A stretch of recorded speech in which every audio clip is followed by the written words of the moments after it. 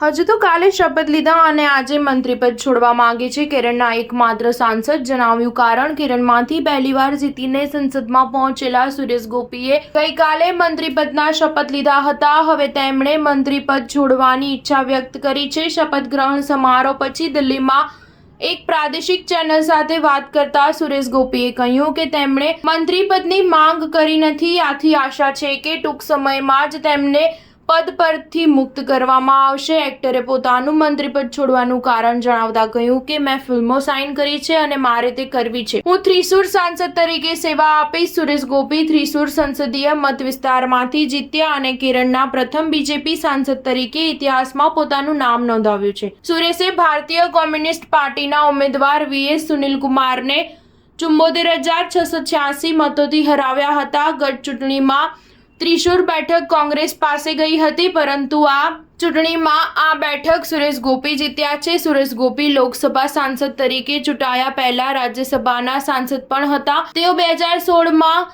રાજ્યસભા માટે નોમિનેટ થયા હતા. રાજ્યસભામાં તેમનો કાર્યકાળ 2022 સુધીનો હતો. સુરેશ ગોપી મૂળ કેરળના અલ્પુઝાના છે. તેમનો જન્મ 1958માં થયો હતો. તેણે કોલ્લમમાંથી વિજ્ઞાન વિષયમાં ડિગ્રી લીધી અને અંગ્રેજીમાં માસ્ટર કર્યું. હાલ તેઓ અભિનેતા છે. તેમણે બાળ કલાકાર તરીકે ફિલ્મોમાં કામ કરવાનું શરૂ કર્યું અને પછી ઘણી ફિલ્મોમાં કામ કર્યું. સુરેશ ગોપીએ ઘણી ફિલ્મોમાં મુખ્ય ભૂમિકા પણ ભજવી છે. તેમને 1998માં આવેલી ફિલ્મ કલિયાટ્ટમ માટે શ્રેષ્ઠ અભિનેતાનો રાષ્ટ્રીય પુરસ્કાર મળ્યો છે. આ સિવાય તે લાંબા સમયથી ટીવી શો પણ હોસ્ટ કરી રહ્યા છે. સ્ટાર ન્યૂઝ 7 હંમેશા સચ્ચાઈની સાથે.